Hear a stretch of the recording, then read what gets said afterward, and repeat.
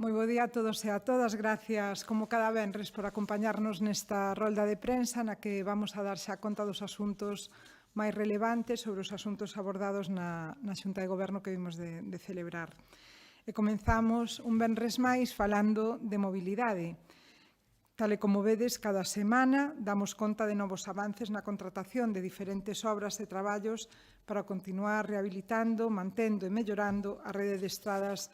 da nosa provincia. E hoxe, concretamente, licitamos cun investimento de máis de 150.000 euros as obras de mellora da estrada LUP 1104, que é a que conecta os concellos de Castro de Rei e Cospeito desde Portomuíño a Momán. Estas obras, que afectan a totalidade da estrada, dende o punto kilométrico 0 ata o 7,6, consistirán na reapertura das cunetas, na reparación dos desperfectos, no firme e na repavimentación. O prazo para executar estes traballos vai a ser máximo de 3 meses desde que se comecen a realizar as obras. Ya está unha actuación importante porque é a vía que articula o norte do concello de Castro, dando servizo directo á veciñanza de varias parroquias e a diferentes explotacións agrogandeiras co que necesitan estas melloras na estrada. Ademais, tamén, co que ten que ver con estradas, axudicamos o contrato de obras noutras 8 vías da nosa provincia, 7 delas no concello de Foz e outra máis no concello de Antas de Ulla. En Foz, a empresa Grupo Bascuas 2008 SL será encargada de mellorar diferentes tramos de 7 estradas provinciais con investimento da Deputación por un importe de 390.000 euros. Entre Campón e Cordido acondicionaremos algo máis de 2 kilómetros da LUP 6303 á altura de Guín, do punto kilométrico 2,6 ao 4,7, e tamén o total da estrada que conecta San Martiño e Foz ata Vilaxoane, dende o seu inicio, dende o inicio da vía ata o punto kilométrico 5,2. Nestas dúas estradas actuaremos coa reapertura de cunetas, pavimentación con aglomerado e tamén sinalización. E, ademais, reforzaremos a sinalización na LUP 2013, no tramo que dá servizo ao Colexio de Nois, e actuaremos tamén na totalidade da LUP 2009, dende o campo de fútbol Martínez Otero ao Bispo Santo por Marzán, nun tramo de 2 kilómetros, o inicio da estrada que une a Cruz coa praia de Llas, tamén, que é a LUP 2006, e nos 700 primeiros metros da LUP 2011, que é a que vai de Marzán á praia de Llas. Nestas 3 vías, os traballos van a consistir na reparación da pavimentación e reposición da sinalización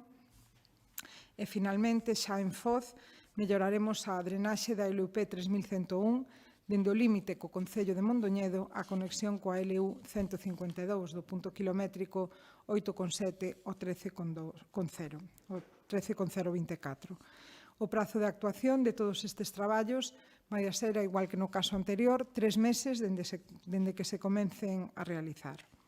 E no concello de Antas de Ulla continuamos avanzando co proxecto do Parque Central de Galicia,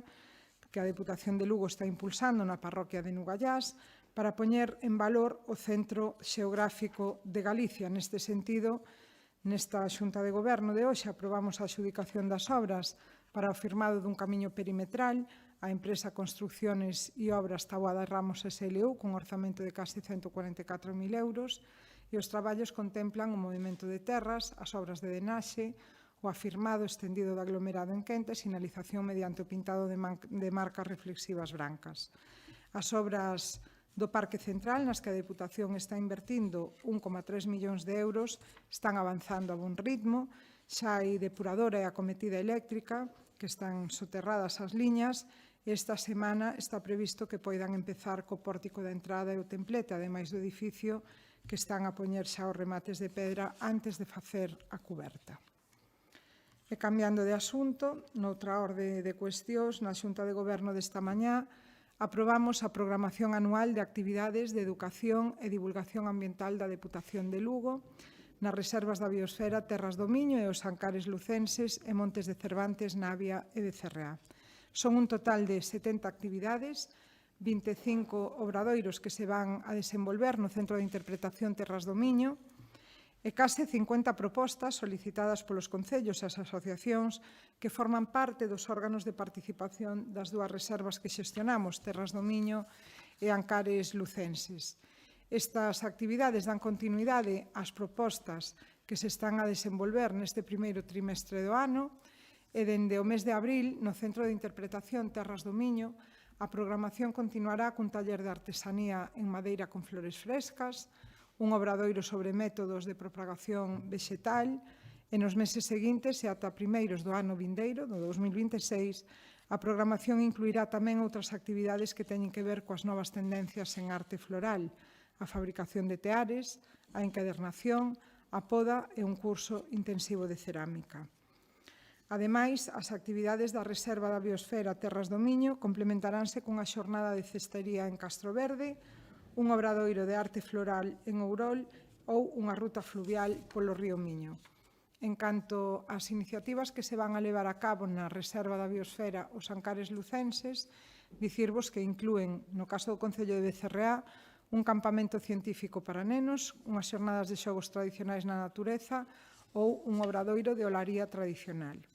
No Concello de Cervantes, haberá unha actividade de astronomía e outra de ferramentas de venda online para emprendedores no rural. En Navia de Suarna celebrarase un taller de micoloxía e outro gastronómico. Estas actividades reflexan o compromiso que mantemos dende a institución provincial coa preservación do medio ambiente e este tipo de programas son, sen dúbida, unha boa ferramenta para sensibilizar os veciños e veciñas no cuidado da contorna natural, tamén para impulsar prácticas máis sostibles e fomentar a conciencia ecolóxica. E aproveito para animar os veciños e veciñas a que participen nestas propostas, xa que teñen carácter gratuito e o prazo de inscripcións comeza o día 3 de abril e as persoas interesadas poderán anotarse por teléfono no número 982 305 930 ou a través da páxina de Medio Ambiente da Deputación de Lugo. E nada máis pola miña parte, quedo a disposición vosa. Se non hai preguntas, pois rematamos a información por hoxe. Moitas gracias, boa fin de semana.